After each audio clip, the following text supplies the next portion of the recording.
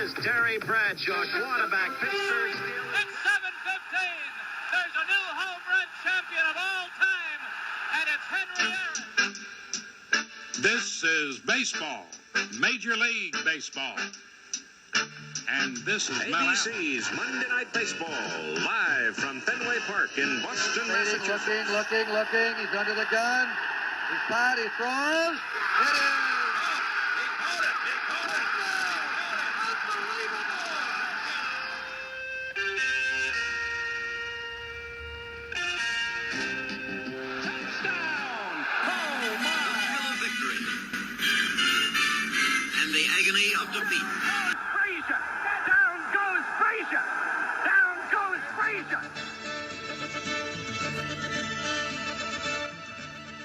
Hello, and welcome once again to the Past Our Prime podcast. I'm your host, Scott Johnston, joined by my two other co-hosts, Mark Hoffman and Bill Mahoney. Lee Trevino on the cover of this week's issue, the Merry Mex, one of the most flamboyant, not flamboyant, but just full of personality, fun. Full of life. It's a fun. Everyone loved the Merry Mex. And, you know, I think sometimes because of his personality, we forget how good he was. Yeah. But the funny you are and the more smiley you are, the more people don't think of what you do. Yeah, they don't take give you a little less credit. seriously at your craft. Yes. But Lee was one of the very few that could have fun and rip your heart out. And he did. He was a great golfer. Jack Also Nicklaus. seemed like he was often in that final pairing with Nicklaus. Yes, you saw that. Yeah. And you know, talk about two that were just completely opposite when it came to just their personas. You know, Jack was all about business, and Lee was like, "Hey, let's have fun. I won." Exactly. Let's party. Right. So we'll get to that in a little bit. Also have a great guest today, thanks to Mark. Mark, yeah, good job. Who's our guest today? Jennifer Chandler, who won the gold medal in 3-meter springboard at the 1976 Montreal Summer Olympics, but she was in Sports Illustrated magazine as a 15-year-old, a big article on her in this issue, and just a great lady, a great person, a wonderful, you're going to be knocked out by her. Yeah. As we almost always are. Yeah. You know, but this is one of those, once again, where like, you're so appreciative that we had just a few minutes to spend and get to know this person who, let's be honest, 2 or 3 weeks ago, none of us had ever heard of. No, that's right. Right? And now, for the rest of our lives, if I say, 1976 Olympics, we won't think Bruce, Jenni. No. We won't think Sugar Ray Leonard. You know what I mean? We'll be No, like, that's the one Jennifer Chandler won the gold. So that'll be great. That'll be great. All right, let's start right away with the scorecard. You know, Scott, you didn't introduce us. I said hello. He did. He said co-host, co-host Bill Mahoney and Mark Bill Mahoney. Hoffman. You did. See, that's what I was Did you waiting really? for. Did he really? That's what I was waiting for. I was going to say, I dang. didn't want just a normal introduction. I wanted a Bill Hoffman introduction. That's Mark Hoffman, always complaining. That's if me, he's a not whiner. naked, he's He complaining. wants a bigger. His people have contacted me. They want more bigger contract. I want a bigger But I'm saying contract. every time now when I want read a these mural. Sports Illustrated and there's something about some naked thing, I know. I think of him, man. I know. I don't care what it is. And it's I'm gonna amazing mention how it. often it Yeah, happens. I'm going to mention my it. God, And every yeah. one that I see, and it goes, and then 3 guys in the clubhouse just stood around naked. I was like, hey, Mark was there. You know, at my age, I think my streaking days are over. Well, I can say that all of us are better off. All right, the year is 1974, and there are no black managers in baseball, no black head coaches in the NFL. And I don't mean in 1974, I mean ever. There had never been one, and that's about to change. A year later, Frank Robinson was named player manager of the Indians, becoming the first black manager in baseball. Wouldn't be until 1989 when the Raiders hired Art Shell. 1989. That was crazy? yesterday, man. Right, 35 years ago, he became the first black coach in the modern NFL. I loved Art Shell. He was such I a did nice too. guy. I Oh, did he was too. a great guy. Yeah. Eddie Robinson, who for 33 years has been the head football coach at tiny Grambling College, says, I've never been offered a position in the pros. Yeah. He's like, I should at least be offered something. I really love what I'm doing at Grambling, he said, but I would at least like to have had the opportunity to turn down a job every white coach in the country with my tenure has had that opportunity, and he's not wrong. So No. But it was so to think it would take another 15 years from then to get a black head football coach. So Frank Robinson the following year, finally Player became manager, right? Player manager. Yeah. What did he do in his first at bat as a player manager? Home run? In 1975. Did he really? Damn straight home run. I didn't think you were going to say he had Pop a out. pop up Yeah. to second. Yeah, strike out with the bases loaded. Right. All right, Billy, you've got a great one. I love this story about the scouts and the former NL pitcher Bill Worley, who's a scout. This is a great story. Now, we've all seen this. We've all been in baseball. You've heard it. Ball gets popped up. They go, get it, you! They yell a name out. They yell a name out. Well, Bill Worley did that when he was on the mound for Pittsburgh against the Phillies. Player comes up, Bill Nicholson, and hits an extraordinarily high pop fly. Worley, as expected of him as a pitcher, called out the name of the infielder who would take the catch. Eddie! Get it! Eddie! Hollered Worley. The ball just fell to the ground, untouched, as catcher Eddie Fitzgerald, first baseman Eddie Stevens, and third baseman Eddie Bookman looked on. So you got to yell, Bookman! Mark, you got one? Yes, I do. So the big fight is coming up. You know that? Foreman Ali fight in, in Africa. Mm-hmm. And if you wanted to buy a ringside seat for that fight, how much do you think it would cost you? Remember, like today, how much would it cost today? Oh, my gosh. 50,000. It would, yeah. 2,000? Back then, that was a lot of money. $2,492. Wow, not bad. Right there. Not bad. I $2,500 didn't know bucks. But $2,500 back in those days. Yeah, and then you got to get to Africa. Yeah. Yeah. So was that that was in Zaire? Yep. Yeah, good, yeah. They said it. Mark? Oh, wait, can I just do one thing real quick? Sure. Real quick. On the International Volleyball Association was a new league. It was for 5 years, from 75 to 80. It was 10 players, I think 12 teams, but you had to have a woman compete as part of it. So it wasn't just all men. What the heck's going on here? Wilt Chamberlain actually played for the Southern my gosh. California Can you imagine? team in 1975. Wow. Volleyball. He loved volleyball. Wow. I just thought that was great. Can you imagine He loved volleyball, didn't he? Oh, he was great. Yeah, Great yeah. volleyball I player. wonder why he liked volleyball. Yeah, right. What advantage did he have over other Yeah, players? he wasn't big on gymnastics. No. Or jumping a jockey. Pommel horse. Yeah. All right, they said it. I'll go first, actually. Will Perry, Michigan sports publicist on ex-Wolverine president Gerald Ford. We are very proud. He is our first offensive lineman ever to become president.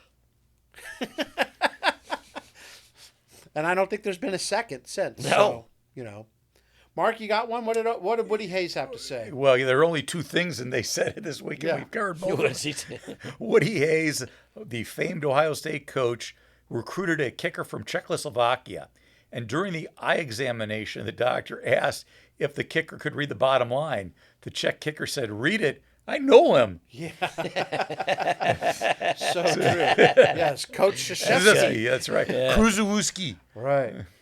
He Left Them Laughing by Dan Jenkins. This is like we were saying earlier, Lee Trevino, very funny guy. In fact, when we had Walter Yos on, Sports Illustrated photographer, over 300 covers that he had shot in his 60 years of shooting Sports Illustrated, and he said unequivocally, funniest guy he's ever been around in the world of sports, Lee Trevino. Now, I think, like I mentioned earlier, I think because he was so funny and so good with quotes and stuff that people forget how great he was as a player. But behind all the laughs and giggles, he was on the cover 50 years ago because he won the PGA Championship just ahead of Jack Nicklaus. It's the fifth of his 6 majors for Trevino. He won the U.S. Open, British Open, and PGA Championship twice. Never won the Masters. No. But then again, Mark, you never won it either, right? I didn't. No. But he also... And me and Lee, I gave Lee a battle, though, on that back nine. But he also boycotted the Masters for a few years. Right. So, because he thought it was a little bit snobby-ish Yes, there. He yes. didn't like it, so he boycotted it.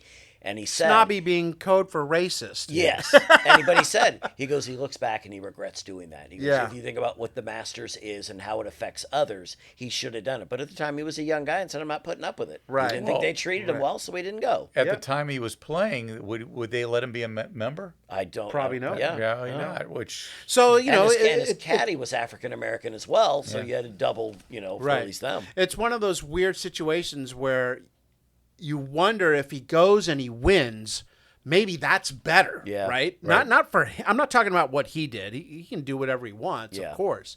But I'm just wondering, in the bigger picture, looking back, maybe that brings more attention to make change by having a Hispanic guy go there and win than by boycotting it. But we'll never know. And they had said that he had, they said that people were trying to say, oh, the course wasn't made for him and it just wasn't a good fit. And Jack Nicklaus was saying, Lee Trevino could win anywhere. Right. He goes, he could have won anywhere. He goes, saying that a course isn't made for you. He goes, no. He goes, he could have won anywhere. He knew how to get the ball in and out, up and down. Yeah, But that's you're right, nonsense. Scott. Because look, in a lot of ways, what Tiger Woods had done. Right. He opened the door. He didn't boycott anything, but I'm saying what he did helped grow golf. Yeah.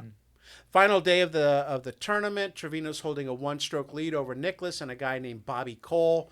But through most of the afternoon, it was a case of Trevino hoping to hold back Nicklaus, a fellow Lee keeps calling the greatest there ever was. Jack finishes a stroke back. Billy, I think you mentioned this. Jack won the most majors at 18. But get this. He also, by a large margin, the most second-place finishes in majors. Wow. 19. Dang. So, I mean, it was Jack, and if he didn't win, he was right on your tails. 5 of them in a playoff or by a stroke, including this one. Tournament was played at a course in North Carolina called Tanglewood. Everyone, including the writers, seemed to hate it. Gary Player, who won the Masters and the British Open in '74, said, as straight as Trevino was driving this week, no one was going to beat him at Tanglewood. From Saturday on, it looked like he thought it was his tournament, and when a good player gets in a mood like that, he's very difficult to beat, and nobody was beaten the Merry Mex 50 years ago, PGA champion. One of the good guys. One of the few guys. I don't think I ever met him. I always wanted to. Did you ever read that they said about, you talked about him being fun back in '71, the U.S. Open in the playoff, what he did prior to the playoff? He reached into his bag and pulled out a rubber snake. And Jack Nicklaus looked at him, so he tossed it over to Nicklaus. And it was like, oh my gosh. And you see, how focused you are. Lee Trevino's laughing, so he throws the rubber snake to Nicklaus, and he starts laughing. So they said it really, loosened everything up. Yeah, Trevino won, but it just showed you what kind of guy he was and the effect he had on golfers that were known more for being serious than being maybe guys that were quotable and goofing around. Yeah. All right, let's move on to the WFL. It's called Americans Need No Papergate. The WFL was underway, and they were doing well. But one problem quickly arose from this new football league that was trying to compete with the NFL, and that's that the attendance numbers were grossly exaggerated. Most of all in Philly. Philadelphia Bell Vice President Barry Leib admits that of the 120,000 people the club claimed attended its first 2 home games, 100,000 of them were let in for free. Now, the funny thing is, and the president of the team ended up resigning because of the scandal. I think it's good marketing. You said that long time ago. Right? I know. Now, I would let them in for free. Yep. I just I'd let it be known and be like, yes, come enjoy the experience, blah, blah. It's not going to always be free, so we hope you'll come back. But I think it's a great way to get fans into the game. It's like the MLS. I'm probably not paying to go to an MLS game. But maybe if someone gave me tickets, I'd go. And then maybe I may like love it. Yeah. Right? And maybe I go back. But you mentioned that idea about certain baseball teams. Let them get in. They're going to buy concessions. They're going to buy souvenirs. Absolutely. And he goes, and they very well The might A's leave and love it. The A's did a game a few years ago because they don't draw. They still don't draw. I think it was $1 to get in. They got 50,000 people in there. So on a Tuesday night, they're normally getting 4,000. Yeah. Okay. Yeah. So you're probably at the gate getting just as much. Yep. By having 50,000 people in there. Yep. And like you said, hot dogs, souvenirs. I mean, everything. It just doesn't make sense that you have these stadiums that are so empty. So I mean, like I say, the Bell, like 100,000 of the 120 for their first 2 games were got in for free. So they did it. So they kind of fudged it just to drum up interest. But do you know that the Bell was owned by John B. Kelly Jr.? And do you know who his sister was, by the way? John D. Kelly's sister. Minka Kelly? Hi, you already know. Grace Kelly. Oh. Famous, Wow. Princess of Monaco. The WFL is not going to fold an exuberant American owner Bill Putnam exclaimed, "I'm chairman of the expansion committee, and there's high interest in a lot of places. That means there's an outlet for our trouble spots. And as long as we're successful," he nodded toward the crowd, "somebody in Podunk or someplace is always going to look at us and think, hell, I can do that well." 2 years later, the WFL folded. That is Always famous last words. That is the same guy who in 1984 says, "Don't buy any Apple stock. It is the worst piece of crap ever." I would never listen to him. Right. You know? Right. Surprisingly, the Birmingham Americans were both a success on and off the field. And you would have thought that them being so well at the gate that at some point in the last 50 years, you would have heard about the possibility of an NFL expansion team going there. Or some pro team. Yeah. No one. I mean, no, I never even hear it mentioned. And Nashville's, a couple hours north of it. They're getting it. You would think that Birmingham would get a shot based on the success they had 50 years Does ago. Alabama, mind you, maybe my brain's blanking. Is there a pro team in Alabama in any sport? No. That's what I was going to say. So you'd figure somebody with that type of audience that is rabid for everything Alabama, you could put a team there and they'd probably just, hold it like a baby. Absolutely. You know? There's no difference between Birmingham and Memphis. Yeah. All right, it was a family affair. Billy, you got something to say about this. In water polo, everybody knows everybody and nobody has any money. But as the meet proved, with a few bucks, the U.S. could shine. What do you got? Just it's Pete Catino. I was thinking about one of the shows who did Mark got, Al Skates? Yeah. Volleyball coach, and I thought, all-time winningest coach. Here's a guy, Pete Catino. He was 26 years a head coach at University of Cal. At Cal. His Cal teams won 8 NCAA titles, and he was the all-time winning coach in U.S. water polo history. When I see that, I always think back to our shows where we get someone that is so amazing that in a lot of ways flies under the radar because they're not basketball, they're not football, they're not a big sport. Yep. So I just thought that's cool. Yeah. Once again, you love those guys that are doing it because they like to be around young adults and help. And they're just good at what they do. Mentor them and yeah, you're right. And water polo is such a tough sport to play. Oh my gosh, yes. And you never see a fat water polo player. That's the way. Everyone is like lean and mean. That's why I look back at that day. If I could, go back, which you can't, I would have done that. I loved being in the pool, and when we played water polo, PE wise, I loved it. I didn't care being dunked. I thought it was great. It just looks. I love watching it in the Olympics. Although same thing, right? Billy's about 5'7", 5'8", but he goes about 3 bills. So he's not what you I'm normally. always eating. Yeah, I'm known for my overeating. Seeing red in Dodger Stadium. It was a big series in August between the Dodgers and the Reds. Now, a year earlier in 1973, the Dodgers had like a 10.5 game lead on the Reds. Reds came back, won the division, and so they're thinking this is the same thing. The Dodgers have been leading this division all year long. And the Reds are like, here we come. So Dodgers had won 7 in a row and led Cincy by 6.5 games heading into the series. The Reds needed to take at least 2 of 3, but LA takes game 1 6-3 thanks to a grand slam by catcher Steve Yeager in the 7th. Dodger Stadium, not a friendly place for the Reds and Pete Rose in particular. Dodgers, for some reason, put up on the scoreboard. This would never happen now. Right? You could say it. Yeah, so, I guess they're saying mean things to Pete, and maybe they're throwing things at him, which seemed to be commonplace back then. But they put up on the scoreboard, the Los Angeles Dodgers recognize Pete Rose for what he is, a great competitor, a great all-star ball player, and a great guy. Let's give him a Dodger hand. Oh, my God. These are the Reds, the Dodgers, about to be their biggest rival. Right. Maybe they aren't yet. And Pete Rose, is like a love him or hate him guy. You either loved him or you couldn't hated stand by the him. Dodgers. And just strange. I don't know. Where would that come from? It's so weird. And nowadays they would just say, please, stop doing what you're doing or something. Right. They wouldn't put up please give him a hand and say, wow. Reds take game 2 of the series 6-3 in 10 innings, with the big blow being a Johnny Bench homer off of Mike Marshall.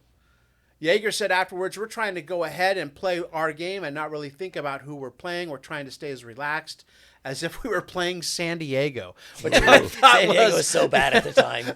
And you know what I find so funny is reading a lot of these articles is how open guys were back then about just ripping on certain teams. Or, Bill and I are both reading the Charlie Hustle book, and Pete Rose would just come right out and say, "Oh, I can hit that guy. He stinks." Yep. Say, I don't know how he got me out. They never say that nothing. anymore. No. They keep everything so close to the vest. And they say things like, he's a really good pitcher. He's in the major leagues for a reason. He has some good stuff. And you're like, dude, you're 10 for 10 against him. In the finale, Jack Billingham shuts the Dodgers out to get Cincy within 5.5 games. In the ninth, Bill Buckner took out Joe Morgan at second, starting a melee that had left fielder Pete Rose in the middle of it all. After things settled down, he went back to his position where they started throwing things at him. I guess they no longer were giving him a Dodger hand. So. Yeah. They were giving him a finger instead. Yes, just one finger instead of all five. Correct. And no, I don't think any. I mean, I watched baseball all the time back in those days. I hated Pete Rose. I liked how you can sort of appreciate the head first diving, but he just wasn't a guy he wasn't likable to me. Johnny Bench was likable. Ray Fosse didn't like him either. No, he didn't. No. No, Rose was my favorite.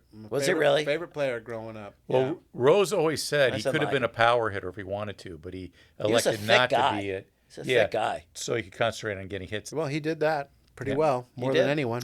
Now, We got a shot at him now, Reds manager Sparky Anderson said, and that's all. If we had the same lead they have, I'd say we'd have it locked up. In fact, we get so much as a game lead, or even if we draw even with them, I'd say we get them. But if we stay right where we are now, we'll just have to win 5 of the 6 games we've got left with them. But he was smiling when he said that. So you could see the Reds just had this uber confidence that they were going to overtake the Dodgers. It wasn't going to happen in 1974. So, all right, that leads us Oh, wait. to... One ad real quick. Sure. Because we're on the Reds, there's a nice red car in this ad, but it's the Volkswagen Dasher. Yes. Volkswagens were known for the Beetle. They were Yeah. they were the Bug. They were so popular. They were that but they bus, wanted too. to branch out, and so they came up with a Dasher, which is really ugly. Yeah. to say. And it later became the Passat. It Oh, evolved okay. into the Okay. Passat.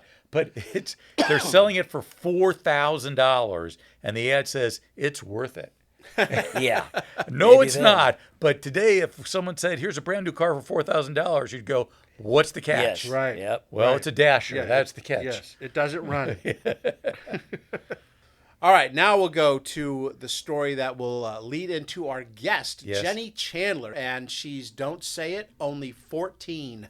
That drove her nuts 50 years ago. She hated when they would say she's only 14. Now they would say she's only 64, which probably she also doesn't want to Yeah. hear. So, in fact, at her family birthday party, her cake had the inscription, she's only 15 on it because she had a birthday. So she's one of the best 3-meter divers in the world and is looking to repeat as champion at the AAU National Indoor Championships. But when they say she's only 14, it's because most of her competitors are 18, 19, 20. I mean, she's, there's a big difference between when you're 28 and you're going up against someone who's 30 versus when you're 15 going up against someone who's 17 or 18. Those 3 years difference back then are a huge advantage.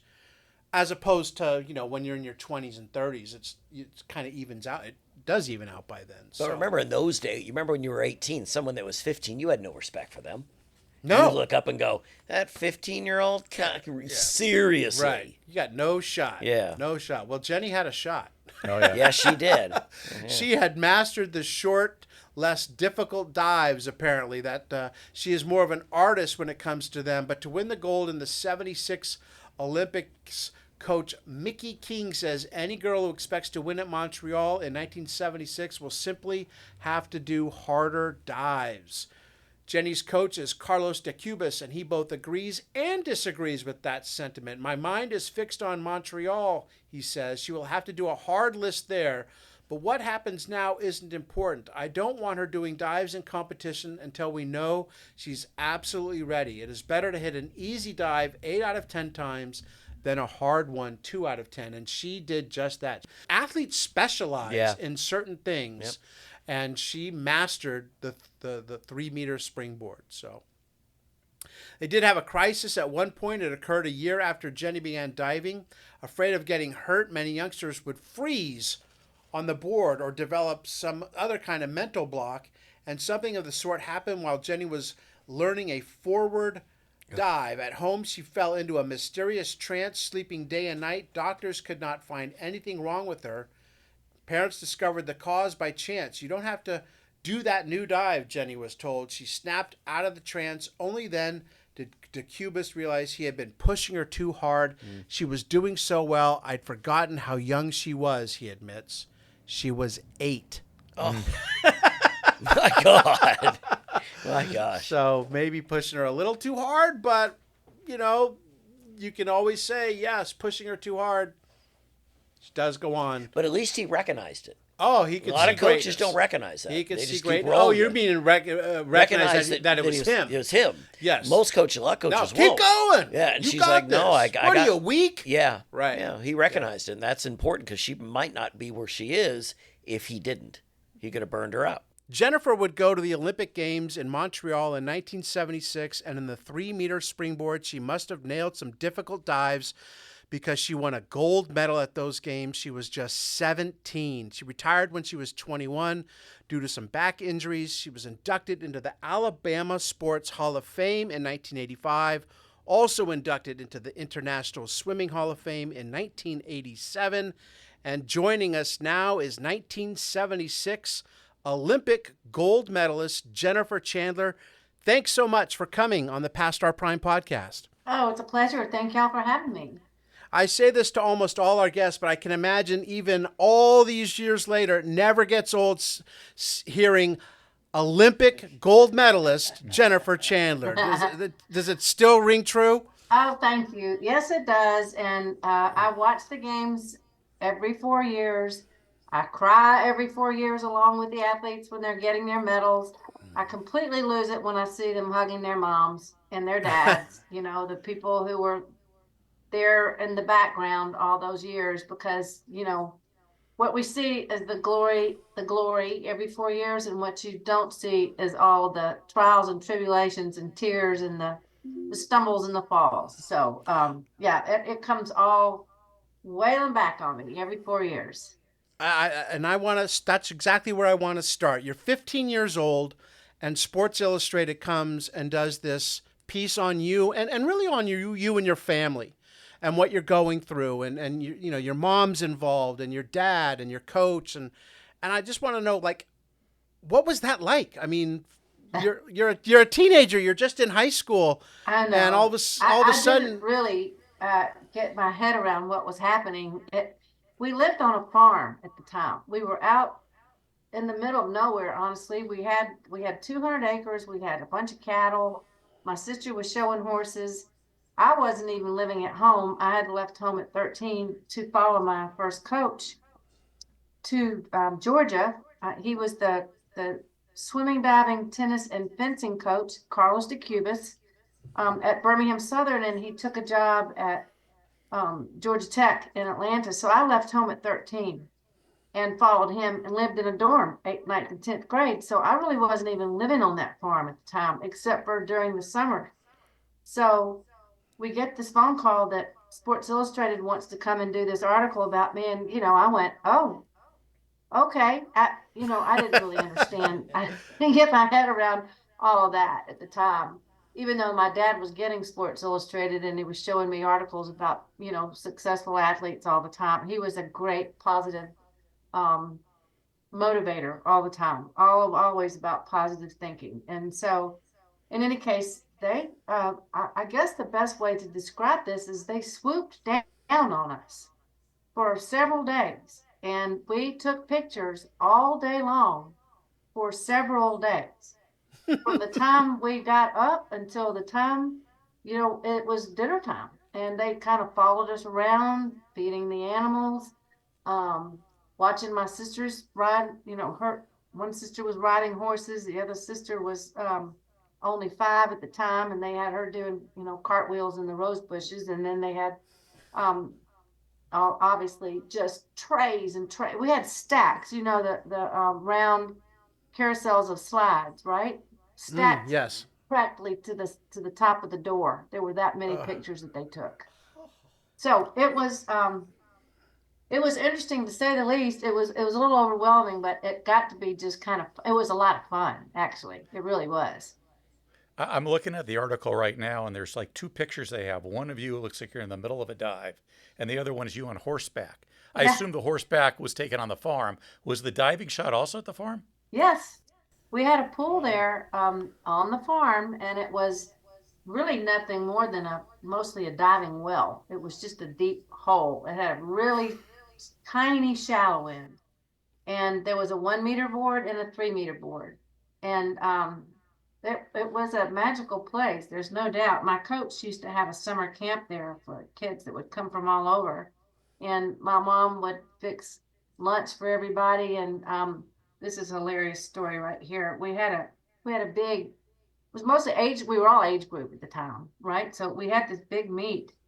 And now, granted, I told y'all we live on a farm. And so when the mothers and fathers came to pick up the divers after the meet, first, second, and third place winners at the meet all got a kitten. They all got a kitten to take home. Oh, boy. They weren't exactly thrilled about that, but Yeah. we were happy that the kittens found a good home. I guess it could have been worse. Could have been a pig Yeah. or a goat Yeah, or something like exactly. that, you know. Exactly. But it was just a magical time. There's no doubt. I think the thing that really sticks to me is something you just said. You said your dad had a subscription to Sports Illustrated, and he's showing you pictures. And then a few weeks later, or however long it took, there's you in there. How is your family looking at this? And that's got to be amazing. There's your daughter in a magazine you've been reading for years. Yeah, it was a little surreal. There's no doubt about that. Yeah, it was crazy. And as you know, Lee Trevino's on the cover because he won the U.S. Open, and I was supposed to be on the cover until that happened. And so I don't think I was fine with it. I mean, I didn't. It was just such an honor to be even included in at all. That it didn't upset me by any means, but I think my dad was wishing Mr. Trevino had a worse luck at the tournament. That darn Trevino, Dang it, man, man. if we had known that. Upstaging you. You know, you've won a handful of competitions at that point. You're already showing real promise as a diver. You're in Sports Illustrated, as we've mentioned. How did your parents and your coach keep you focused on the task at hand, which at this point starting to become the 76 games? I had a rule of thumb that I don't know where it came from. I don't think anybody told me this, but I never read anything about me. I never read anything that was written. I didn't read that article for years because I was afraid of one of two things. I was afraid I would believe it, or I was afraid I wouldn't. So what happens if you read something and they say, Chandler in a slump, and I go, oh my gosh, am I in a slump? I didn't know I was in a slump. Oh no. Or they talk about, on the other side of the coin. Basically, I determined very early on that whatever anybody writes about you is an opinion. And none of that really matters because it really only matters what goes on the pool deck when it's showtime. Right? So it wasn't anything that and apparently I found out later that Sports Illustrated picked me for a bronze, which I was really thrilled to find that out because I didn't think anybody picked me for anything. So I know we had a big international meet in May in Fort Lauderdale each year, and it included all the divers from all the countries that would participate at the Olympic Games. Only it was an invitational. So there was no pressure. We all got to be friends at that meet. We got to know each other and hang out, in between workouts, and we all stayed at the same hotel. It was on the beach. We just had a big fun time. But that meet was in May. Olympic trials were in June. The Olympic Games were in July. So in May, I got second in that meet behind the reigning world champion. I got second by 5 points. And I was walking through the parking lot by myself, and I swear it was like I just got hit in the head by the thought was, oh my gosh, I could win this meet. But oh yeah, I got to make the team first. So making the team in the United States is one of the most difficult things in the world to do because we have such a great amount of depth and so much talent in this country. So that was about the first time I ever realized it. But I didn't say anything to anybody, and I just kept it quietly to myself, and then started chanting in my head that I really wanted to win a gold medal. So you win the gold medal in the 75 Pan Am Games. How much of a factor, how much did that help you for Montreal the following year? It helped me quite a bit because I was doing two new very difficult dives. And the first time I ever did them in competition was in the Pan Am Games. And I did them well enough in the meet to win. And so it gave me enough confidence to think that, okay, well, I've got a whole nother year to work on this. Not everybody at the Olympic Games were at the Pan Am Games, of course, but it was, again, just that chance to start doing these more difficult dives in international competition. And in diving is like gymnastics, it's subjective judging, and you've got to kind of earn your reputation with the judges. And unfortunately, it kind of is that way. So it was good for me to have a chance to do those dives in front of the international judges as well.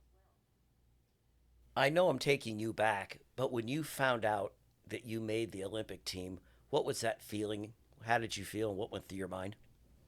It was a dream that my family and I had all been working on together for the longest time. I told you about Carlos. My first coach was the Cuban Olympic swimming and diving coach, and he had just gotten to the United States from Cuba. And when I was 10, he told me I could be a national champion. And that would be an age group champion, right? In the beginning. And then I guess when I was 12, we started working on trying to train for the Olympic trials, which was, 5 years later. So he planted that seed in my head when I was a real young girl. And just the fact that even making it to the Olympic trials was just a huge thing. And I had started diving with my second coach at that point. So it was quite a journey, there's no doubt. And I just was thrilled beyond belief because I felt like all of us made the team. We all made the team. Right, because it has the appearance, as some sports do, of being an individual accomplishment. But it never is it? No, it's not. I mean, I might have been the Olympic diver, but my mother was the Olympic driver. Without Mom, I would never have gotten anywhere. And then again, my sisters were spending their summer vacations on strange pool decks, and it was just an entirely a team effort, no doubt about it. And I know for a fact when I stood on the award stand and received my medal and watched the flags going up in the middle of that 50-meter pool. And I realized that flag in the middle at the top was for me. It was so overwhelming. And the award stand absolutely was not big enough for everybody that deserved to be up there with me, which would have been my parents and my two sisters, Laurie and Mindy, and my diving coaches and my teachers. And I was always either behind or ahead at school. Mm-hmm. And all the people who helped support me and sent me notes and cards and said, "We're proud of you. You can do this." Just, it was overwhelmingly magical. You're giving me goosebumps. Yeah, it's right. Most people obviously have never competed as an Olympic athlete. No. Can you describe or let people know what it feels like? First, the opening ceremony, just walking in with the American team in the stadium, and then that whole 2-week process. Opening ceremonies is a trip. It's hard to even describe what that's like. And I'll just give you some little details about things that no one thinks about when you see these things on TV. The athletes, there's 10,000 athletes or more. How do you think those people all get lined up to walk in to a stadium? It takes hours and hours stomping out in a field or in a parking lot someplace. And it was hot in Montreal. And a lot of athletes don't even get to be in the opening ceremonies if their events are coming up early in the beginning of the games, because you just get so dead-legged standing out there forever. There's no place to go. So, in any case, it was hot. And we were dressed up in our, our finery for the opening ceremonies, and we finally started to move, and it was like, oh my gosh, thank the Lord, we're moving. And so then we get closer to the stadium, and you're hearing, noises at this point, and then you walk through this dark tunnel, and it was cool in there, and it was like, oh, thank goodness, you could take a big deep breath and just cool off for just a second. And it was kind of muted sounding in there, but then you started getting close to the end of the tunnel, and literally the light at the end of the tunnel, and then the noise just gets deafening. So as you walk out through this bright hole at the end of this tunnel onto the track, and everyone is chanting for the United States, it's like, oh my gosh, am I breathing? I mean, am I breathing? It basically, your feet don't feel like they're touching the ground the whole time you're walking around that stadium. And it was just the most overwhelming feeling of pride to be representing the United States of America. You go, and it's one of those few sporting events where if you win a bronze, which is coming in third, I guess, right? Mm-hmm. That's awesome. Mm-hmm. It's one of the few things where we celebrate not just winning gold, but the silver, the bronze, or even just participating. It has that specialness to it. And yet, we're talking to the gold medalist, How did that change your life? Oh, it changed my life instantly. It has opened doors for me my whole life. I've had an opportunity to travel places, to meet people, to experience things I never would have imagined. I have always worked in communications and community engagement, and done speaking engagements, and represented different companies in different ways, or different sports in different ways. And that, now don't forget, when I was competing, we were truly amateur. So there wasn't a long list of people knocking on the door saying, we'd like to give you $500,000 or $600,000 if you'll wear our stuff. It's just not the same, then as it is now. But that's all good, honestly. That's not what I did it for anyway. But the whole idea of the Olympic Games has helped make me who I am today.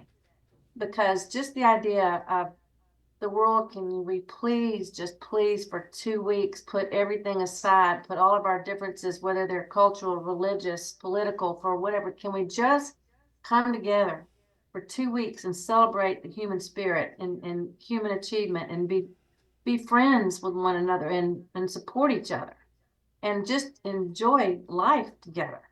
And then the ideals of friendship and sportsmanship and perseverance and respect, the Olympic ideals, the Olympic values, is something that I've taken very seriously my whole life. I really do believe in the golden rule, and I do believe in giving back. So it's been a lovely journey to have a chance to work with a lot of kids, to hopefully inspire kids to set goals and go for it. And I mean, I was born in such a small town. They put 4 towns together and it's still tiny. I mean, it's Langdale, Alabama, go figure. But if I can do that and win a gold medal, there's no reason why a young person, or anybody for that matter, if you put your mind to it and work, I mean, you just don't accept failure, because you're going to fail a lot. But just don't accept it. Just keep trying and great things can happen. You continue to dive after the 76 games, and I have to think that you're thinking Moscow. Mm-hmm. And yet, what you just said about, can we put all our differences aside? Can we just for 16 days concentrate on these athletes? And of course, we couldn't in 1980, and then again in 1984. When you found out that there was going to be a boycott of the 80 games, what was that like for you? It was devastating. And here's the thing that was the most devastating thing about that, was that they didn't tell there wasn't a one-time statement of we're not going. It was a series of statements. We're going, and then we're not going. We're going, and then we're not going. And we had a lot of countries that were supporting this idea of, isn't it ironic? We didn't go because the Soviet Union was in Afghanistan. Right. So what it did was it just put snakes in everybody's head, because like on days when you really don't want to work out for whatever reason, you're sick, you're tired, you're injured, fill in the blank, on those days when you really have to dig down, and then you wonder, why am I doing this anyway? When it was like being a puppet, somebody else was in charge, and that it didn't seem like it was the people that should have been in charge to make that decision. So it was very difficult. And I have friends who honestly just never really quite got over that whole, experience, because that was their one moment in time. That was it. Then they had to get jobs. They had school, they had families, they had, stuff, life happens. Right. And in the United States, our athletes have all the things I just said: school, families, jobs. Other things that we have to deal with. And I might as well just address the elephant in the room for my sport, and that would be the Chinese. I just got off the phone today before I visited with y'all with my coach, and it looks like, well, an American has not won women's 3-meter springboard since I did in 1976. That's 48 years. And I know I was diving great for 6 years old. So you go ahead and give me that one. Just kidding. It's 48 years. What in the world? Anyway, now it's going to be 52, because the U.S. women just were 19th and 28th in women's 3-meter springboard. So, it's just a different world. Crazy. You know what? You just said that. I watched all that this morning. I watched Sarah Bacon. It's absolutely amazing what they're able to do. And bringing it back to you, your coach, Ron O'Brien, had said you were the most relaxed person he had been around, even in stressful situations. How were you able, up on it, with the whole world watching, up on a platform, keep your wits and know what you're doing? Well, he said that, I think, in every other situation except for the Olympic Games, because I was so nervous. I have never been that nervous in my life. I always got nervous before prelims, because you got to get in the finals, and then in the finals you can settle down and really let it rip and go for it. Before the finals in Montreal, I was so doggone nervous that people were asking me questions and I was answering them. It didn't have anything to do with what they asked me. And not only that, y'all, in practice before the meet, I dived so poorly. It was so bad that Ronnie said to me later on, I thought one of two things was going to happen. You were either going to have the meet of your life, or you were going to miss the pull. It was that bad. It was that bad. And I do remember him saying, "Okay, well, what you say we just get out and go get warm." I thought, okay, that's good. I was glassy eyed. It was crazy. He would make me jump in the swimmer's warm up pool first, and it was freezing, and then he would make me jump in the hot tub behind the meet, so I got freeze dried. And then he'd lay me on the like this table, and he would pound my shoulders, just pound me into the table, so I could get loose enough to actually lift my arms on my head. Oh my God! But the only thing I thought about in the meet was two things: get to the end of the board and land on your head. Because at that point, it's already got to be. Everything's autopilot. You're not going to make corrections in a meet. You're not going to. Nothing new is going to happen.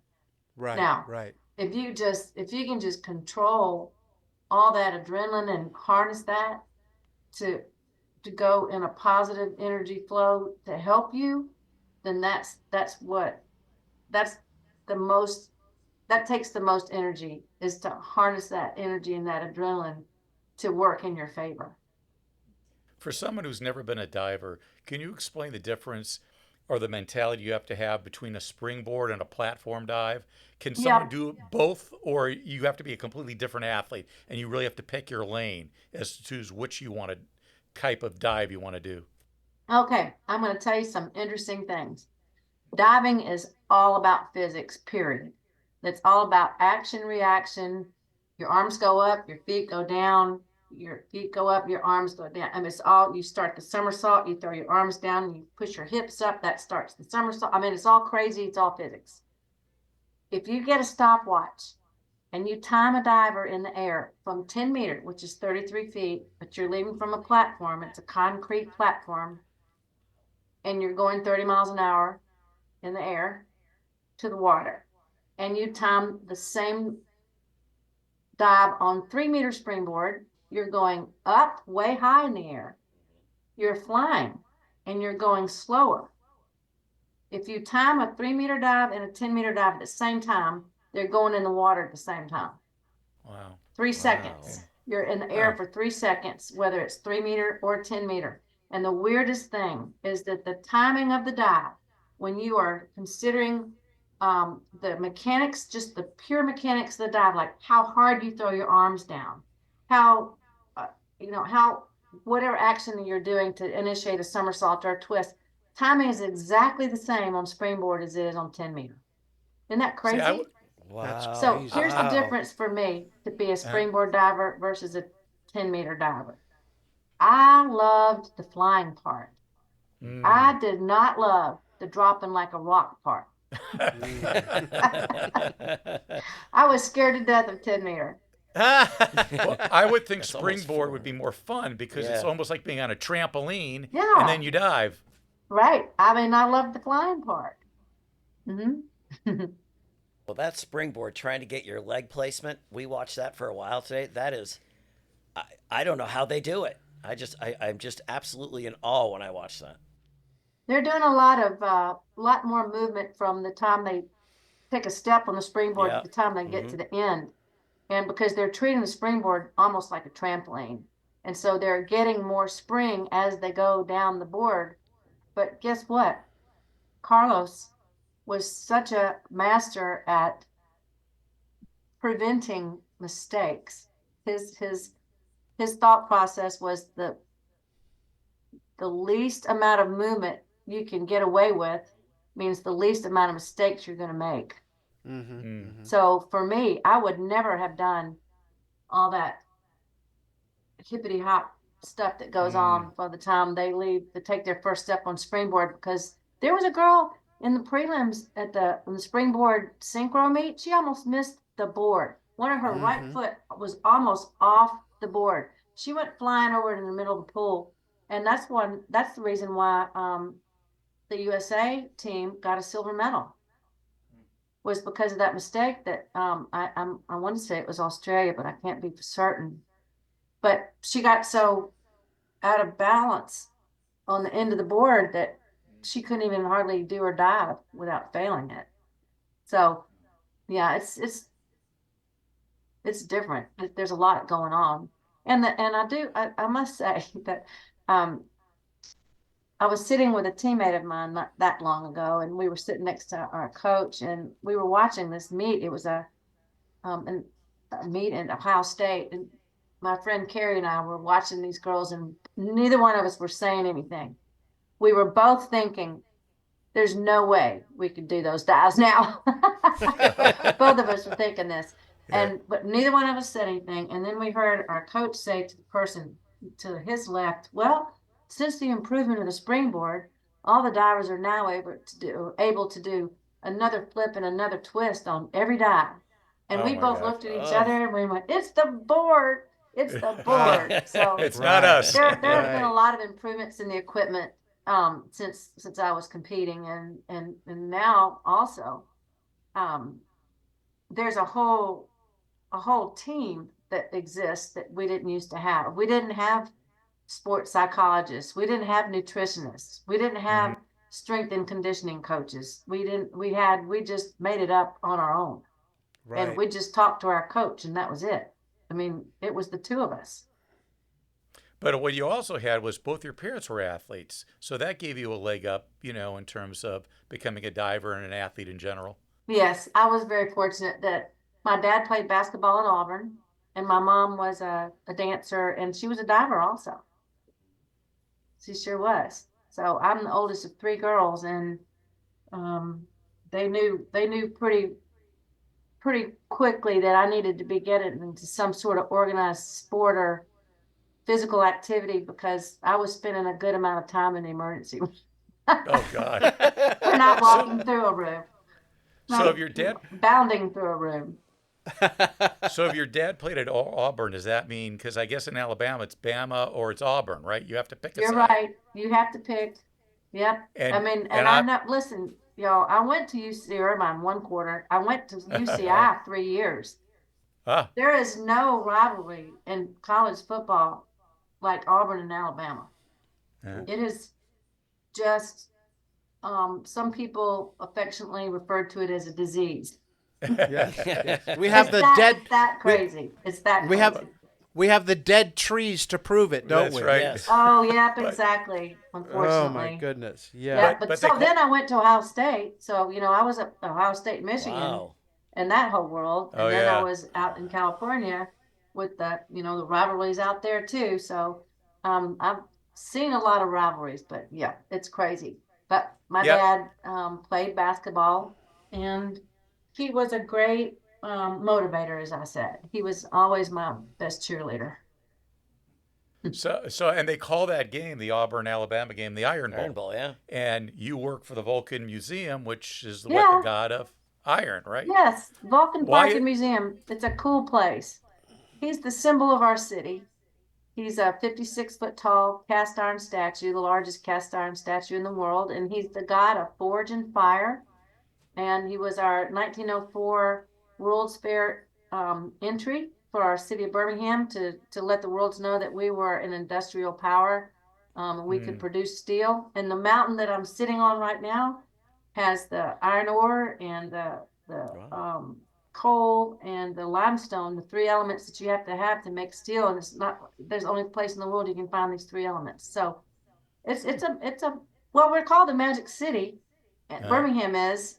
And the reason is because when we started producing this iron and people started coming from all over the world to improve their families' lives, because there were schools and there were sports and arts and all kinds of places and homes and that were provided at these companies that were making the steel. And we grew so quickly. We were just a lot of pasture out here, just big farmland. And we grew so fast, we were known as the Magic City. It was the heaviest corner in the world. They built 4 tall buildings because they had the steel that was possible to use for these big Cool. the structure of these tall buildings. It's the first time they could go that tall. So Pittsburgh has nothing on Birmingham Nothing. then. Right. We were the Pittsburgh of the South. Yes. That's what we were called for the longest time. Oh, is that right? Yeah. That's funny. Can I No. can I ask one quick question? This is from a 5-year-old, Jennifer. My little daughter and I were watching the springboard today, and she was very concerned when the girls after the dive went back to the jacuzzi and there was no bubbles. She said, Dad, she goes, why don't they have bubbles? And she was very concerned that they weren't getting bubbles in the jacuzzi. So why was there no bubbles? So I can explain to her later why. Okay. Well, the athletes are in that pool to stay warm. And that's it. They're not sitting in front of jets or anything. They're not, looking to do any muscle therapy. There's just literally a way to stay warm in a big, ginormous venue like that. Okay, So we're not looking for comfort of the bubbles. Okay, because she was very upset. She goes, "There's no bubbles, Dad. Why?" And I said, "I'm not totally sure, but I'll find out." Well, you probably didn't see any margarita glasses around the edges, or No. there weren't any. There's just either girls in there or guys in there. Yeah. Yep. Yep. Yep. Callie gets reporter credit today. She does. She does. Now, I thought I read somewhere that said you were a painter too. Is that true? I am. I have an art degree, and that's what I'm working on right now. It's my next career. I'm doing a lot of drawing and painting right now, and I was an art major from the very get-go. And as a matter of fact, Carlos, my first coach, was a painter, and we used to, when we'd drive to meets when I was a kid, we would play it was called the scribble game, and we had a notebook, and he would scribble something and give it to me, and I could turn it and turn it and turn it until I found a picture to make out of it. And we played that for hours. But I've got a website domain. I don't have it up and running yet, but it's going to be diveintoart.com. Ah, very there you go. I'm really excited about. There's a DIVEIN and the number 2 art.com. It's not a live website yet, but it will be shortly, and I'm just so excited about it. Wonderful. Do you like all forms of art, or is it you gravitate to just, you were talking about drawings and Drawing did and you say painting. oils? Yeah, I'm going to concentrate on drawing and painting. Yeah, I'm really kind of obsessed with skies and water. Go figure. So it's DIVEIN, the number 2, and then Art. ART. ART, diveintoart.com.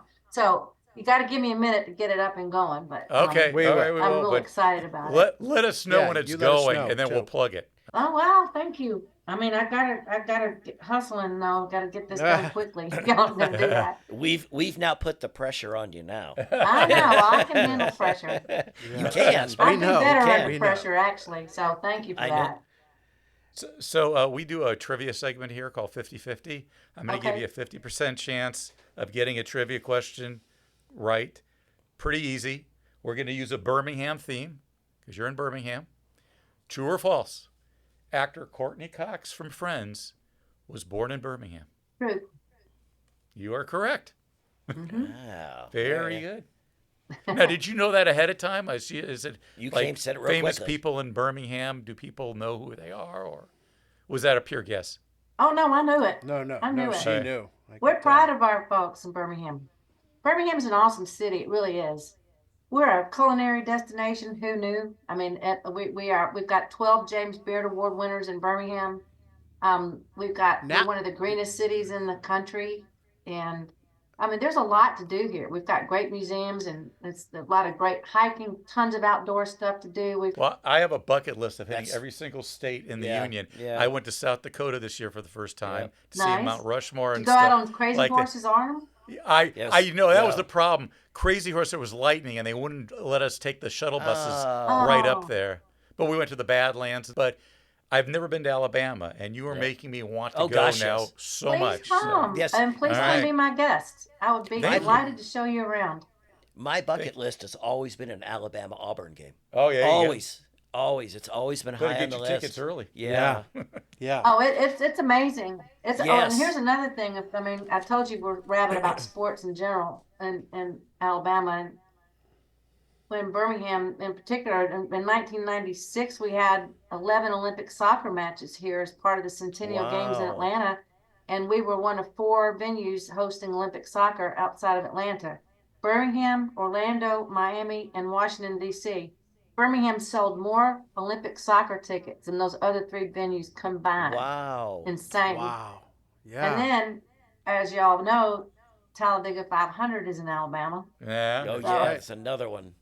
You can come Yeah. pay homage to Ricky Bobby down here if you want to. That's right. Hey, if you're not first, you're go. last. Yeah. man. Not Yep. first. Will Ferrell Now gets a you're plug. speaking. Now you're speaking our Yeah, language. yes. 'Cause Okay. I almost went to the Triple Lindy, but I stayed away from it. Let me ask you, Jennifer, one last question. Do you miss it? The competition, the camaraderie with the other athletes, your coaches, all those shared experiences that only you and a select few others could ever know what it was like. Do you miss that? I don't miss it because it's imprinted in my heart and my head for life. And I just went to the Olympic trials in Knoxville for diving and saw one of my teammates. I hadn't seen him since 1980, and it took like one hug later. We're back to where we always were. I mean, when you spend so much time with someone traveling around the world or training and. I mean, all the things that you go through, and you've walked in the same shoes before. It doesn't ever change. It's sort of like, if I had an opportunity to meet any of the Olympians that were just in Paris for the first time, you just have an instant bond when you meet them.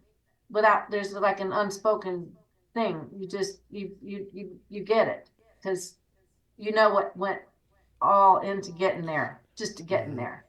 But so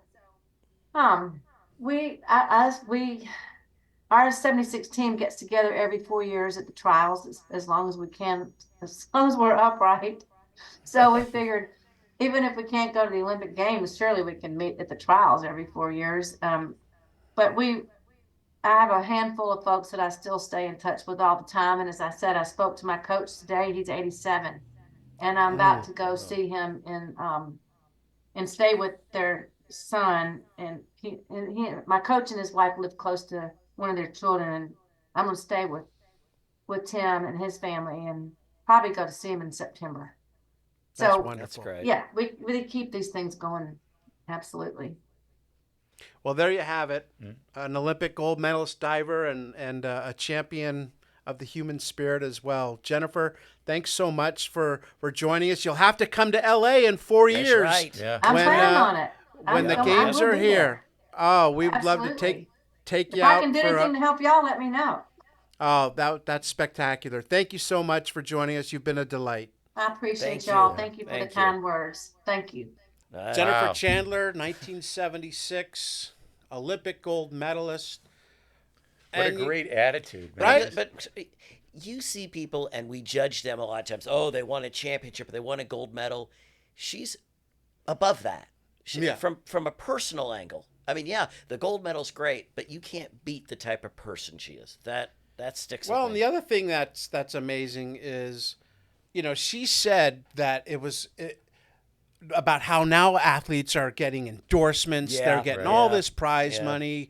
There's a reason to get up at 5 a.m. and put in the work and do Right. all this stuff. You know why she did it? Because she loved it. Yes. She loved it, and it paid off in way more ways. I mean, I'm not saying that these athletes don't do it because they love it, but there's other incentives Yes, there as right. Yes. well. And her main incentive was, that she just loved diving, and it doesn't hurt that she was really good at it. But I'm saying, you just said that. Back in those days, you had to love it to get up at that time. You didn't have 6 people calling you going, you got to get up, you got to shoot, you had to do it because you loved what you did. And there wasn't a financial payoff. It's just, to me, I look at that and I think, what effort and time she put in at a young age. Yeah. Yeah, and it was interesting. She was supposed to be on the cover of Sports Illustrated, and Lee Trevino bumped her off. Yeah, I because don't he like won. Lee. Yeah. Yeah, I'm Way done to go. with it. Yeah, good job. I'm a golf champion. Whatever. Yeah. Their dime a dozen. Yeah, you just get out of here. Great. All right, let's move on. The juice on a juicy road.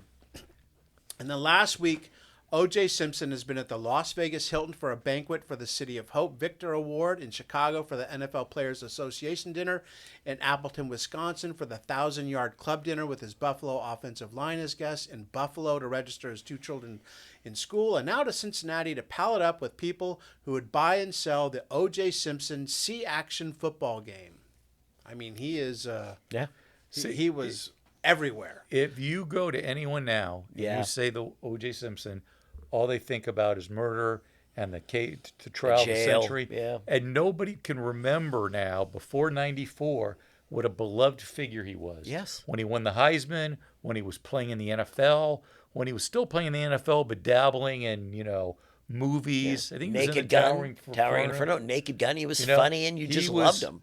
The The Hertz Hertz commercial. commercial. Yeah, Go, that's the OJ, Arnold go. Palmer. Yeah. Which is what made the trial so much bigger than it was, because Right. it wasn't taking some that people hated. No, It was taking it wasn't just some loved. random athlete. It Right. was this. Beloved. It'd Yeah. be like, I'm trying to think of today. It would be like Tom Brady. All of a sudden, you finding out Yeah. Or I'm trying to think of an athlete. who's today. another- Steph Curry. Yeah, some like athlete a- that you someone's know, really very beloved. likable, Yeah. telegenic. I mean, he wasn't just, he was like when football season was over, he's going and he's hosting Wide Charles World of Barkley. Sports. Barkley Charles would be Barkley, up there. because he's beloved by Yeah, everybody, right. and he ingratiates himself with anybody and everybody. Although I could see Barkley murdering someone. Didn't He he is- throw something through a He did, glass window? but he is a wonderful he guy. deserved it. He is a great guy. Chuck Barnes was his agent and had been since the Juice came. That's the other thing. Everyone knew him Juice. as the That's Juice. right. That's right. Since the Juice came out of SC, 30 days after OJ got out, Barnes arranged for him to sign a personal services contract to promote Chevrolets. Next came a contract with RC Cola. I mean, he was doing everything. Another agent of his, vice president of Sports Headliners Inc., Marilyn O'Brien, said, "We're directing the life of a legend. He knows he owes something to society." Ooh, yikes. So, Yeah, but he was a guy that people would come up to. They said in restaurants, and he'd sign autographs. Like his wife at the time, Marguerite, was like, "Oh, you got to stop." He's like, "No, I'll do it." He was everything. The article really portrays OJ very well because he was likable. Yeah. Everyone liked OJ back then. Yep. Probably the last thing in the world you'd say is, "Hey, do you realize he's going to become even more famous?" Yeah. Or something else. Yeah. Infamous. Exactly. Stealing onto the air. Maury Wills is just the latest former Dodger to get a job as a broadcaster. He is working for NBC Sports as an analyst. Not every game was televised 50 years ago. In fact, very few of them were. And nationally, you got a game of the week. And if that game happened to be rained out, Mark, what happened? You got a backup game of the week. right, you did. Or if the two teams on the main game were in your home city. So even if the Dodgers were a road team, Right, they you used could to not black get the that out. game. Yeah. That's You dumb. get the That was backup. That's crazy. so But foolish. the backup game of the week was great because I remember in LA we got Mark Fidrich's breakout That's right. game. Against the Yankees. No. This it? was on a Saturday. This was the Oh. first start he ever made for the Tigers Right. against the Cleveland Indians. He retired the first 18 batters in the game. Maury Wills was doing the color. Said in the top of the seventh, the first two guys got on. Runners at the corners, nobody out. Maury says, "Now I'm going to see what kind of pitcher he is."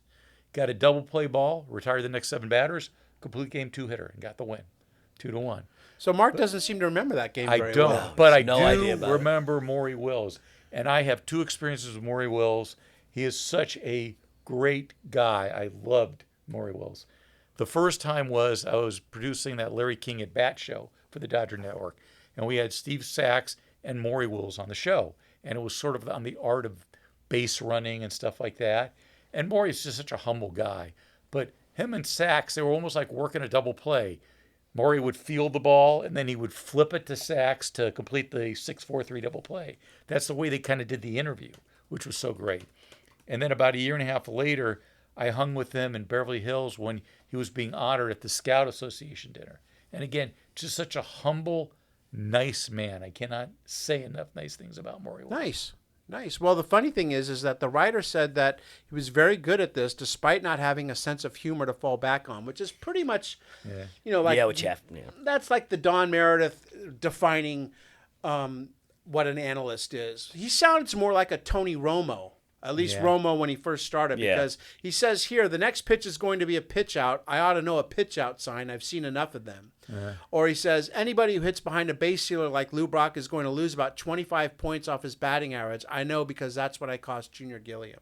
So I don't really remember Maury as a player. He retired in 1972. I don't remember him as a broadcaster as well. Do you, Bill? No, I remember him as the manager of the Mariners. Right. Because he made a number of tactical errors. Oh, is that right? Like he came out to take a pitch. He didn't realize that you couldn't talk to the pitcher twice. Ah. So he talked, came back, walked back out, and they had to go and tell him, no, he's got to go. So, I didn't know him as a player. Wow, how would you not Yeah, know that? I saw him at the end of his career, so he obviously he was was in the in- same yeah. player, Yeah. and stuff Yeah, like yeah. that. And he played, people don't realize this, he played in the minors for almost a decade before he finally got caught up to the big leagues. So he really persevered. And then, he had that year where he stole over 100 bases. 104 steals, in fact, right? This is the year that his record gets broken by Lou by Brock. Lou Brock. That's right. Right? So, Well, he's sort of a forgotten Dodger in a lot of ways. He is. They talk about so many other guys, and Maury Wills is always a throwaway. And I keep thinking, no, Maury Wills was just as great as those other ones. yeah. He calls him as he feels him. This is about umpire Ron Luciano, a true character. I remember reading his biography, The Umpire Strikes Back. Is that good? Yeah, it was really funny. He I'll was a read funny that. guy. I'll read that. Always being fined by the league for things like this. Ace third baseman Sal Bando hit a 2-run homer, and when he went back to his position the next inning, Luciano said, "Salvatore, attaboy, Paisano." Oh my God. That's great. You know, I love it. He was a great football player. I Yep. didn't realize that. Yep. Went to Syracuse, was drafted in the NFL, but 1964 he takes up minor league umpiring, and get this, 14 years later he Yep. makes it to the bigs. Yep. Wow, that's some small towns he had Yep. to have gone through before he got there. So. Especially with his background, being Right. when he was at Syracuse. Right. Did you read the story about Yaz, Carl Yastrzemski? He says, because he used to talk to the batters. Right. And so Yaz comes up. So Yaz says, before I could say a word, this is Luciano. He says, before I could say a word, Yaz looked at me right and said, "Listen, Ronnie, my kid is hitting 300. My wife is fine. And I haven't heard any new jokes. I don't want to know about Polish restaurants. I'm nothing for 15. And I want you to keep your mouth shut." What could he say? On the second pitch, he hit a home run. As I crossed home plate, he looked right at me and said, "Okay, you can talk now." So it's just, Luciano was I remember when he'd call the plays at like first base, his arm would be going crazy and Yeah. behind the plate. It was him and Dutch Rennert. Oh, yeah. Just said, That's right. "Strike! Right. What?" Yeah. Luciano was great. I loved him. He said Tommy John was pitching for the White Sox Yeah. against the Orioles and accidentally dropped the ball behind him during his motion. And he completed his delivery. And as a joke, I called "strike" on the batter. The batter, Don Buford, was aghast. He looked at me and thought I was crazy. And out on the mound, John was falling all over himself with laughter. I changed the call to no pitch, of course, but John couldn't stop laughing. He walked the next 3 guys, gave up a double, and was out of the game. He laughed all the way to the showers. Then League President Joe Cronin did not appreciate the humor and sent Luciano a registered letter the next day. So he just was one of those. He liked to have fun. It's a baseball game. What else we got in baseball that week, Mark? Well, Nolan Ryan of the Angels came within 2 outs of his third no-hitter against the White Sox. But Dick Allen beat out an infield single to end that. Then there was an error and a couple more singles, and he ended up not only losing the no-hitter, but the game 2-1 to the Sox. But here's what's interesting. So we all know that Nolan Ryan has thrown 7 no-hitters, right? How many one-hitters? That's just about, 18 or something like that? He's tied for the most. It's actually 12. Oh, my golly. 12 one-hitters in his career. You know who he's tied with?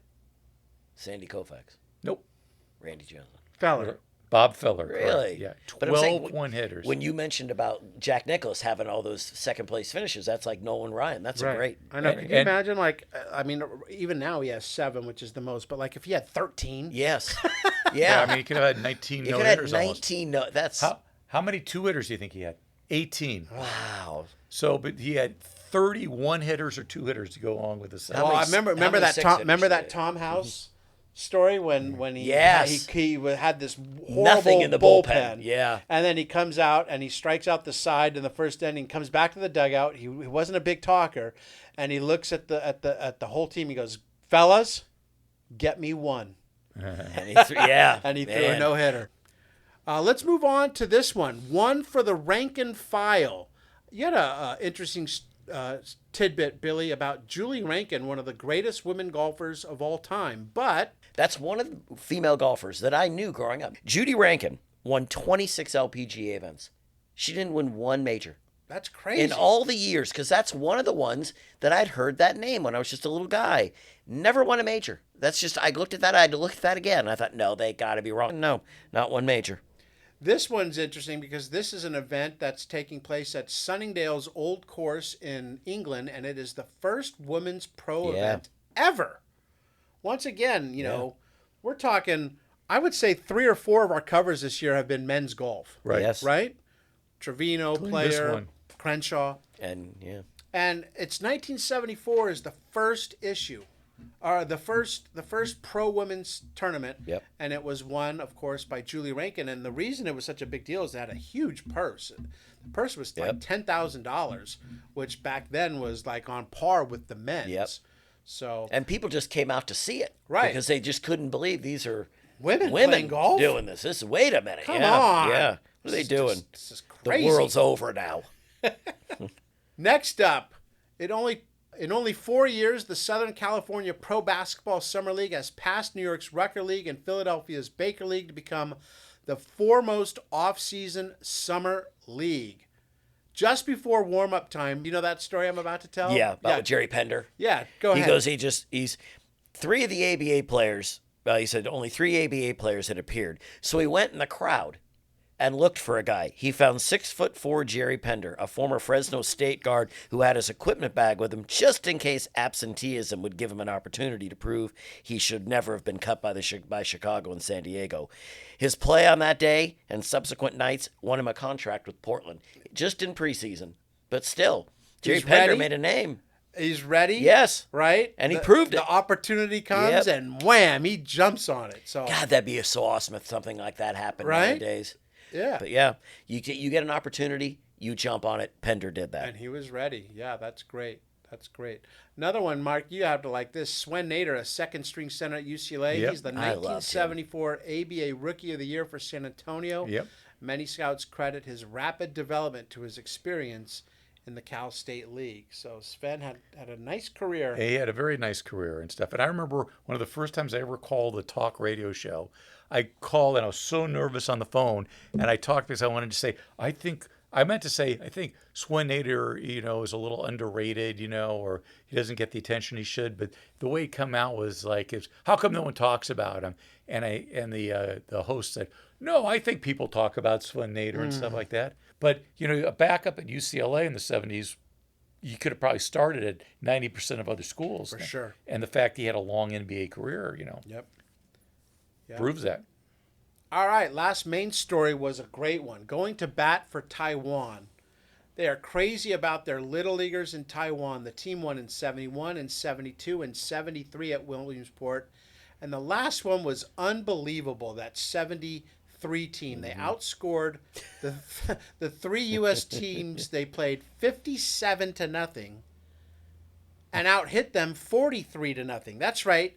They didn't give up a hit in 3 games. And now they are a sensation back home. SI wrote, all 3 of the Republic of China's television networks plan to carry live satellite coverage, and almost every one of Taiwan's 1.5 million TV sets sure to be tuned in, even though the contest will start at 3 a.m. local time. Newspapers will hold their presses in order to run game analysis in morning editions, and trains will delay departures so they can carry the papers far away. And we've all been at spring training. Now, I don't think I've been for Shohei. The first time I remember was Shigetoshi Hasegawa. Yeah, that's and it's like, oh, we're going to the press box, and all of a sudden, the press box, which for a spring training game is usually a handful of writers. Yeah. We were always the only camera for the most part. And all of a sudden, there's a plethora of Japanese crews, and they follow every waking moment. Then Nomo came to the Dodgers, and he was a sensation. Then you had Matsui. Yep. Then the White Sox got a couple of guys. Ichiro. It's a Taguchi, Right, and then the other guy they had, their closer from Japan, and it became it's an event when the Japanese. Yeah. So they love their baseball. We got tired of losing, so we actually banned international teams for a while, which was such a farce. Yeah. And now at least you've got the international and the American rounds, and then the 2 champions meet in the finals. But yeah, that was if I you thought can't beat them, don't have them play. Right, That's not right. That's always good. Yes, I like that. I can't So beat much them, for sportsmanship. kick them out. Yeah. The Taiwanese officials were embarrassed by the lopsided wins of 73. I am sorry we were too strong, said the president of the Tiny Islands baseball group. You almost think like he's saying it tongue-in-cheek, but he actually meant it. Yeah, he they was did. apologizing Yeah. for being so good. So it goes into a lot of detail about the history of baseball coming to Taiwan, the players that they developed. But they were just a dominant force in baseball for a long, long time with the Little Leaguers. Yeah, they were trying to say that they were not the age they're supposed to be. Right. And then they were saying that they ate too much dairy and meat, so that made them bigger. But then they disproved the point that it was the fact that they were bigger, because it said the 4'11", 95-pound infielder with Taiwan, who was the Giants' most impressive hitter with a .733 average and 3 homers. So that dispelled any thoughts that they were obviously not the age they were supposed to be. But yeah, They just played baseball all the time, basically. Yeah, and what did we say? know. What did we say prior? They said Taiwan won 4 straight from 71 to 74. That's Little League World Series. Then 5 straight from 77 to 81. Then 5 of 6 from 86 to 91. But the last time they won a Little League World Series was 1996. Yeah, So things have changed. wonder Yeah, what I happened. don't know. Maybe just the rest of the world caught Up. Yeah. Great story. For the record, Billy, you got someone on here? Yeah, just another one that I had heard of when I was a kid, Nancy Lopez. But she won her second USGA Girls Junior Championship. So she was just a young gal, but I had heard of her, so I thought, interesting. Ended up marrying Ray Knight. That's right. Yeah. That's right. Mark? I've got one where there's a big change in the ABA. Yeah. The Denver Rockets are changing their name. And they're going to be called from now on the Nuggets, the Denver Nuggets. And then the last one was the Pebble Beach, California, as we all know, is a beautiful golf course now. But that was picked as the site of the 1977 PGA tournament. The last time the PGA was played on the West Coast at that time was 1946 when Ben Hogan won at Portland, Oregon. Wow. Now, Pebble Beach is a every Fixture. year tournament. Yep. Yeah. And then the last one's the best one. Robert Berger, 46 of Philadelphia, when his 12-story high helium balloon exploded and plummeted into Barnegat Bay, New Jersey, died. He had only a student pilot license and previously had never flown a hot air balloon, but he was attempting to cross the Atlantic. Now, I would think at first he'd be attempting to just go up. Go up. Yeah. Maybe go a block next town. Yeah, exactly. But nope, he's going to go across the Atlantic. And shockingly enough, it didn't work. He was dead within an hour. And I don't mean to make fun of but it doesn't seem like the most well thought out plan. No, you don't want someone to die, but you got to wonder those conversations he had with his family. Robert, please, just take it. Well, no, I can do it. So I looked it up, and what happened good. was he was in insurance or something like that, and he got jury duty. He goes to jury duty. It's boring. He talks to this one guy who's also on jury, who's a hot air balloon guy. This is like 1971. He goes, "Oh, I want to do that." Comes home, sells everything, starts building his own hot air balloon. God. So like they did all sorts of. I mean, they really were. It wasn't just an afterthought, but it still had no chance of succeeding. I looked it up. His daughter has like a nice YouTube tribute to him. Yeah, 50 years later, but he was only 46 years old, and it was basically, it seems like a suicide mission, I think. But at the time, he didn't think that. I guess not. Just probably thought, I can do this. Nothing in the faces in the crowd jumps out at you guys this week, or the 19th hole. So I think we'll just wrap it up now. I want to thank Olympic gold medalist Jennifer Chandler for joining us today. Not often you have the opportunity to speak with someone who for a moment was the absolute best in the world at anything. So Jenni was certainly that half a century ago. She was a pleasure. Way to go, Mark, on bringing her into our lives. Great. So that was great. That was so good. Any parting thoughts, boys? It was a great interview. I just so enjoyed it. And, she invited us to Birmingham. Remember, we've got an invitation to Philly. Yeah, and now Birmingham. Yeah. So we're going to take this show on the road. Well, I'm going to say, we always say that. Hey, when you're in town, give me a call. Right. She actually did seem like the first person that said that if we actually were in Birmingham a month from now, she'd go, come on over. You know what I mean? I know. That's very true. More of a throwaway. Hey, did you guys happen to notice Jeremy's awesome hat today? It's a damn good hat, isn't it? Is that because he got straight A's in class? No. He said no, but I'll bet you there were some A's mixed in. You wait, A's are going to turn it around here soon in Vegas, and there, he'll be. Yeah, but they couldn't even beat the White Sox, man. They threw Ross Stripling. 2 out of 3, all right? You can't lose every game, although the White Sox are trouble. They are. Hey, I'm Scott. That's Bill. Mm-hmm. That's Mark. Mm-hmm. And we are past our prime. See you next week. See ya.